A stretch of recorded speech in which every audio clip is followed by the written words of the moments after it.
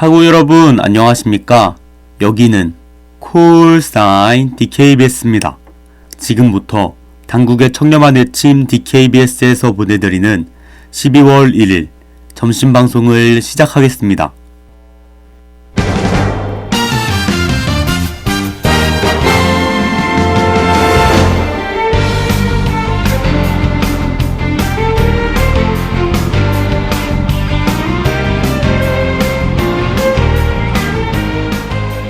레이더 당국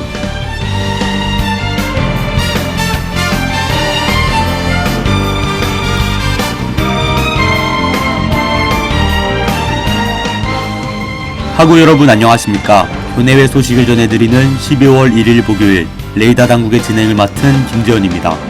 2022년 대국민 화학안전 아이디어 공모전을 안내합니다. 2022 제2회 K-워터 AI 경진대회를 안내합니다. 2023-2024 이스라엘 정부 초청 장학생 선발을 안내합니다. 2022학년도 행정서비스 만족도 진단 설문조사를 안내합니다.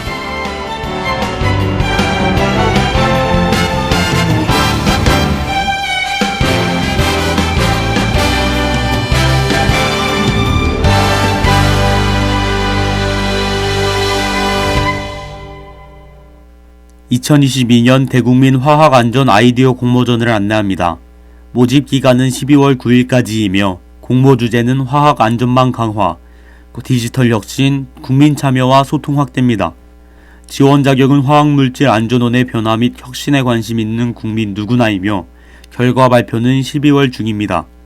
신청 방법 및 자세한 사항은 화학물질안전원 홈페이지를 참조하시길 바랍니다.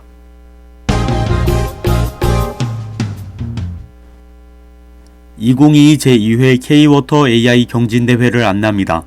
모집기간은 12월 9일까지이며 공모과제는 배수지 운영 자료를 활용해 수돗물 수요 예측을 위한 AI 모델 개발하기입니다. 지원 자격은 인공지능을 통한 문제 해결에 관심 있는 14세 이상 개인 및 팀이며 시상일은 12월 22일입니다. 자세한 사항은 인공지능 팩토리 홈페이지를 참조하시길 바랍니다.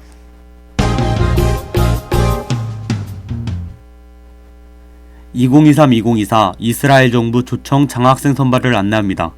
모집 기간은 12월 30일까지이며 면접일은 1월 5일입니다. 지원 자격은 한국 국적을 소지한 만 35세인 사람 중 영어 또는 히브리어 실력을 갖춘 자이며 이스라엘 대학이 요구하는 학업 요건을 갖춰야 합니다. 프로그램 내용은 석박사 학위과정, 박사 후과정, 연구과정이며 지원 내용은 학비 절반과 기초의료보험 등입니다. 자세한 사항은 포털 공지사항을 참조하시길 바랍니다. 2022학년도 행정서비스 만족도 진단 설문조사를 안내합니다. 설문기간은 12월 31일까지이며 설문 대상은 학부 재학생, 전임교원, 정규직원입니다. 설문 예상 소요 시간은 5분이며 당국대학교 포털 또는 앱을 통해 참여하실 수 있습니다. 자세한 사항은 포털 공지사항을 참조하시길 바랍니다.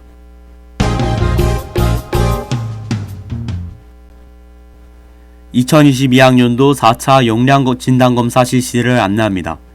검사 기간은 12월 18일까지이며 검사 대상은 당국대학교 전체 학부 재학생입니다. 당국대학교 포털 또는 앱을 통해 참여하실 수 있으며 참여 혜택은 마일리지 10종과 추첨을 통한 커피 기프티콘입니다. 자세한 사항은 포털 공지사항을 참조하시길 바랍니다. 이상으로 레이더 당국을 마칩니다. DKBS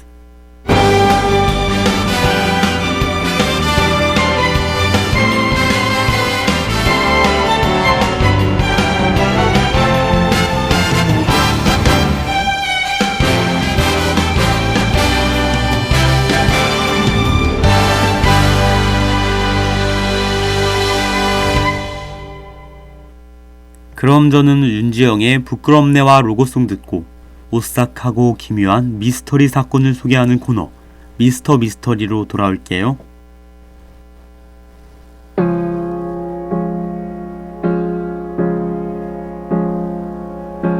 멀어지는 널 잡지 못했어.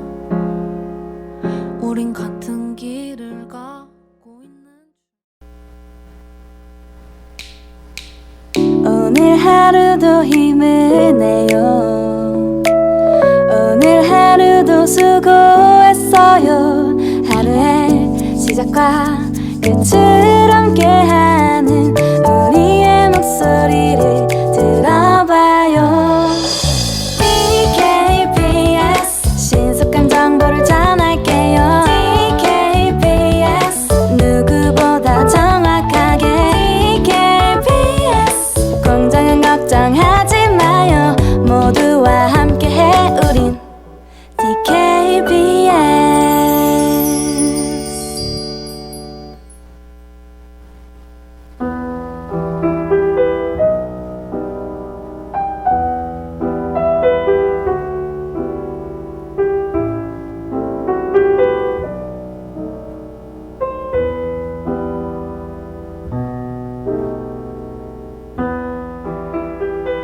미스터 미스터리.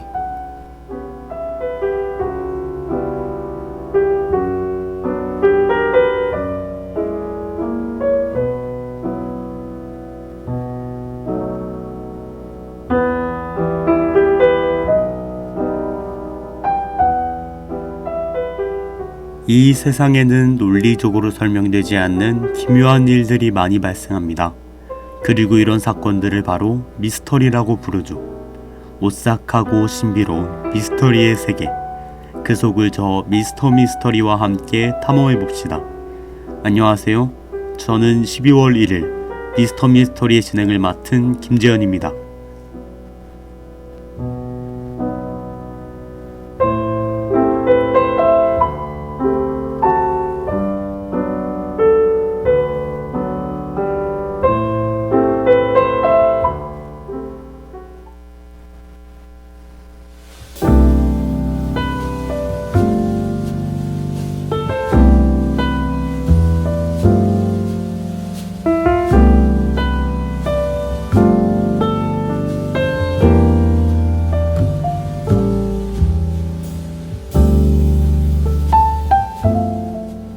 안녕하세요. 오지 않을 것만 같던 마지막 방송이 다가왔습니다.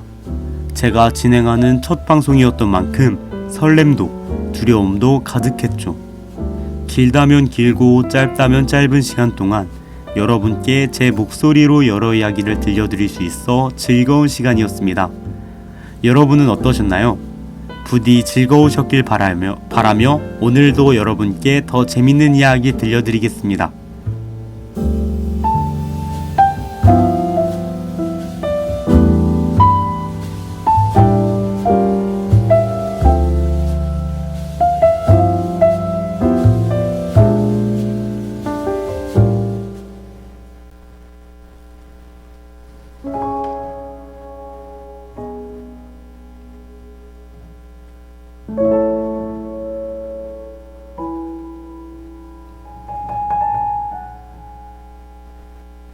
자, 이제 제가 하는 말에 귀를 잘 기울여 주세요.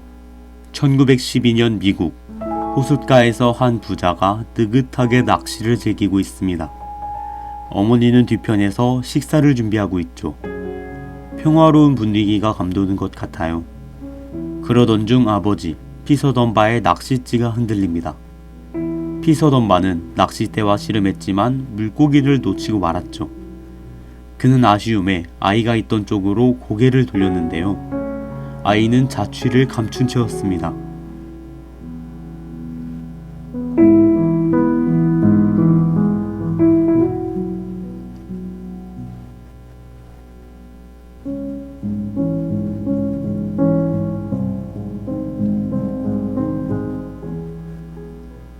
아이가 사라졌지만 아빠 피서던 바는 크게 당황하지 않았습니다. 엄마 레시던 바가 그를 놀리기 위해 아이를 숨긴 것으로 생각했거든요. 하지만 그녀에게 찾아가 아들의 행방을 묻자 금시초문이라는 듯 무슨 소리냐고 대답했습니다. 문제의 심각성을 깨달은 부부는 해가 질 때까지 아이를 찾아다녔죠.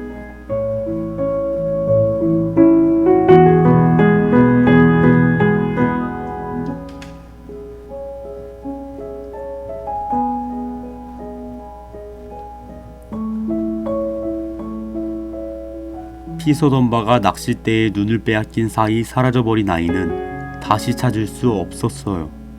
결국 다음날 새벽 부부는 경찰에 실종 신고를 하러 갑니다. 경찰은 신고를 받자마자 수색에 나섰죠. 덤바 부부는 개인적으로 사람을 고용해 며칠간 호숫가 주변에서 아이를 찾았어요. 하지만 호숫가에서 물놀이를 하고 있을 뿐이었던 아이 바비 덤바는 끝내 발견되지 않았습니다.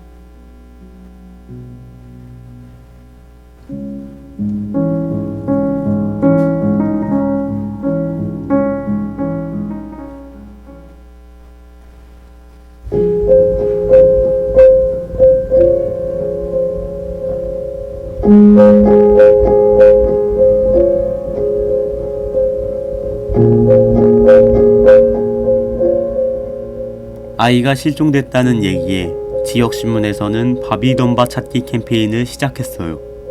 그리고 이 소식이 중앙언론에 보도되면서 전국적인 관심이 쏟아졌습니다.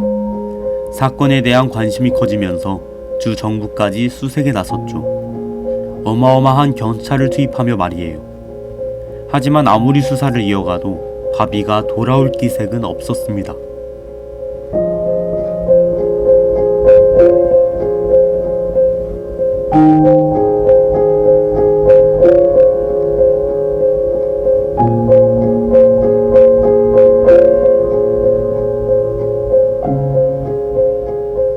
시간이 지날수록 사람들은 아이의 흔적이라도 찾을 수 있기를 바랐지만 수개월 후에도 바비의 흔적은 찾을 수 없었어요. 수사에 아무런 진척이 없자 바비 덤바 실종 사건은 사람들에게서 잊히기 시작했습니다.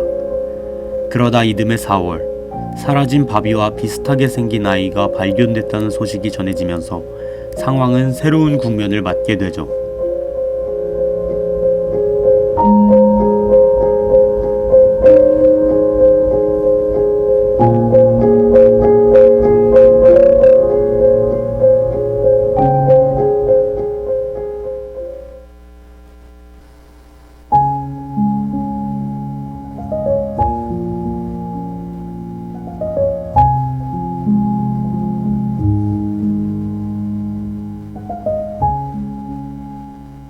그 아이는 윌리엄 월터스의 보호 아래 있던 찰스 브루스 앤더슨이었습니다.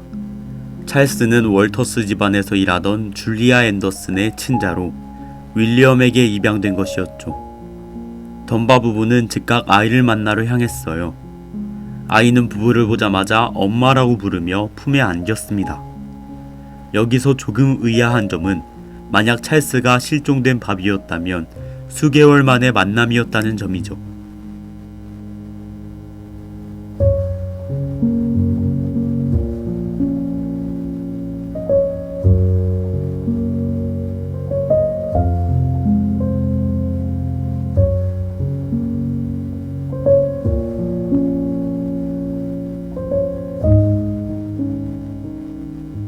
아이들은 을에 오랫동안 떨어져 있으면 낯섦을 느낄 수 있지만 이 부부에게 떨어져 있던 기간 같은 건 그렇게 중요한 정보가 아니었어요. 신문사는 바비를 기적적으로 찾았다며 이 소식을 앞다투어 보도했고 대중은 이에 많은 축하를 건넸습니다. 하지만 이 극적인 만남과 바비의 생화는 덤바 부부만의 입장이었죠.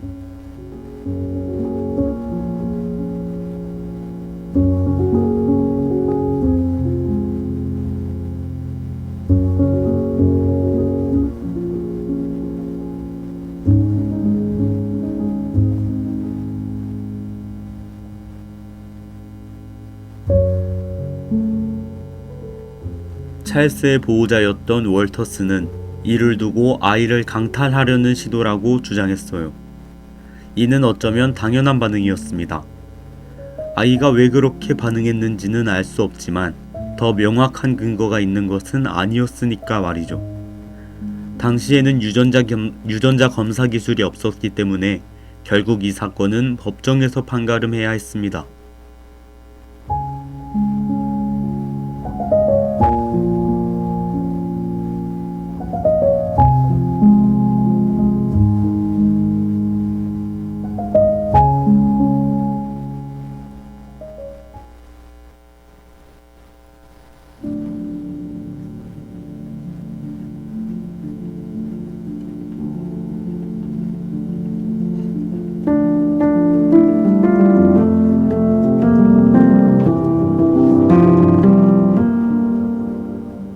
재판정에서는 사건의 흐름을 파악하기 위한 핵심적인 부분으로 찰스의 입양 과정을 꼽았습니다. 입양 과정을 통해 찰스가 정말 그들이 입양받은 자식인지 바비를 유괴한 것인지 알아볼 수 있었기 때문이죠. 키우던 아이를 생판 남에게 뺏기고 심지어는 유괴범으로 처벌을 받을 위기에 처한 월터스는 재판에 최선을 다했어요.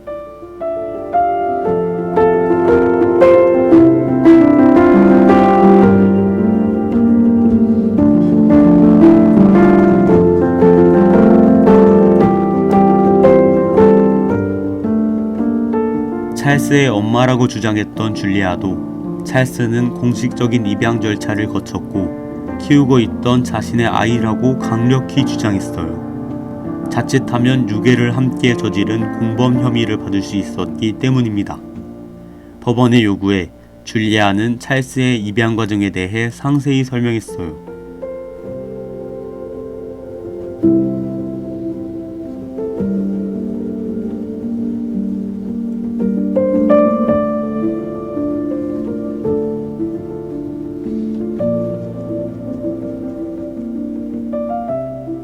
줄리아는 원래 월터스 집안에서 가사일을 돕던 사람이었어요. 찰스의 생모도 줄리아와 함께 일하던 사람이었습니다. 그리고 그러니까 찰스의 생모가 월터스 집안의 한 남자와 사랑에 빠져 찰스를 낳게 됐죠. 하지만 그녀는 병으로 사망하고 줄리아가 아이를 입양해 키우게 됐다는 게 줄리아의 설명이었어요.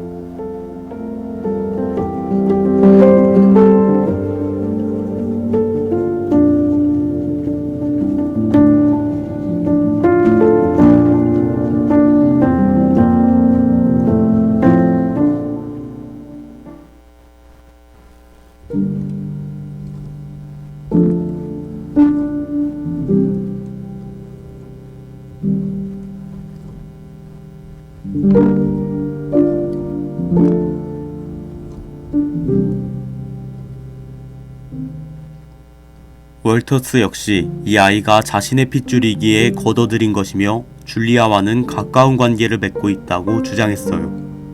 하지만 재판은 둘에게 불리한 방향으로 흘러갔습니다.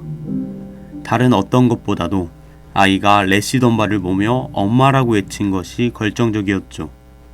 또 비슷한 자리에 있는 상처, 독특한 입양 과정을 이유로 재판정은 덤바 부부의 손을 들어줬어요. 월터스는 아이 납치 혐의로 수감됐습니다.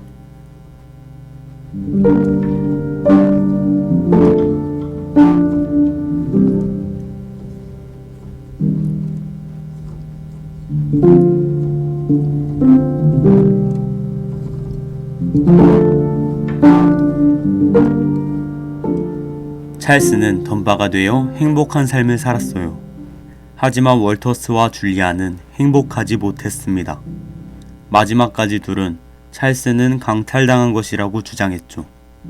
그렇게 이 사건은 마무리되는 듯 보였지만 2004년 사건은 또 새로운 상황에 놓입니다. 이 사건에 흥미를 보이던 한 기자가 유전자 검사를 제안하면서 말이죠. 계속해서 사람들 입에 오르내리던 것이 싫었던 가족들은 이 제안을 수락했어요.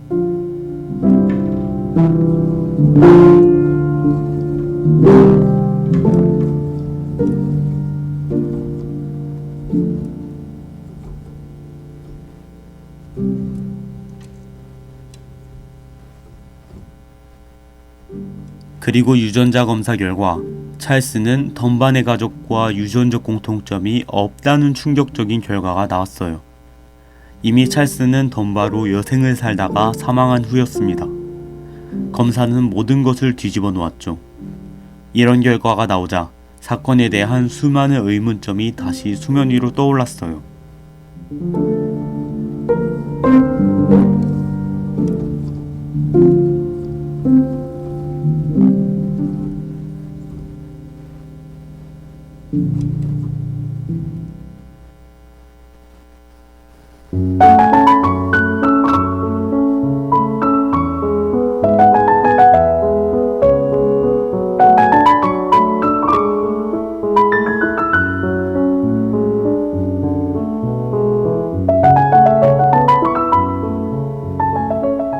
가장 먼저 제기된 의문은 덤바 부부가 진짜 자신의 아이가 아님을 알아보지 못했는지였어요. 성장기의 아이였기 때문에 헷갈릴 수 있지만 아이를 키우는 과정에서 다른 사람임을 눈치챘을 가능성이 높다는 의견이 지배적이었습니다.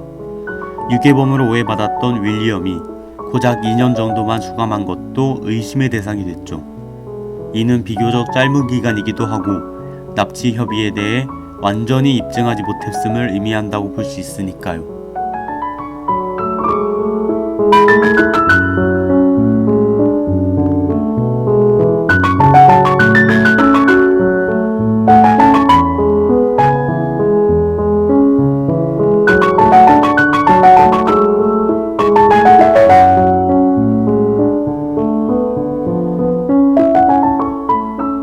그렇다면 대체 왜 어린 찰스가 레시 덤바를 보고 엄마라고 부르며 품에 안긴 것이었을까요?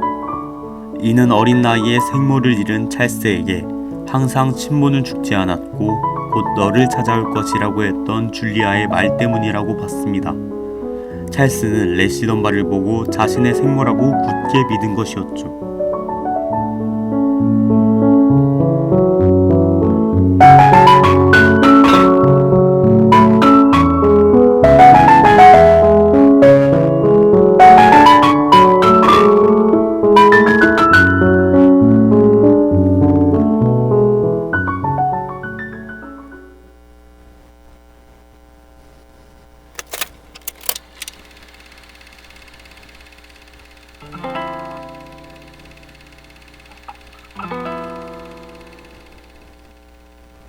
오늘은 바비 덤바 실종 사건에 대해 이야기해봤습니다. 미스터 미스터리의 마지막 이야기, 다들 어떠셨나요? 저는 어딘가 허무한 기분이 드는 결말이었어요. 다음 학기 때는 여러분을 더 즐겁게 해드릴 방송과 함께 찾아오겠습니다. 그럼 저는 제레미 주커의 All the Kids Are Depressed 들으며 인사드릴게요. 지금까지 미스터 미스터리 김재현이었습니다. Now here I am in 93, the end of my comedy. Flashback to my favorite scene. How long have you been smiling? It seems like it's been too long. Some days I don't feel like trying. 참회의 소리, 공정의 소리. 여기는 단국대학교 방송국입니다. 지금까지 연출 이가현, 기술 고은심, 진행 김재현, 제작의 DKBS였습니다.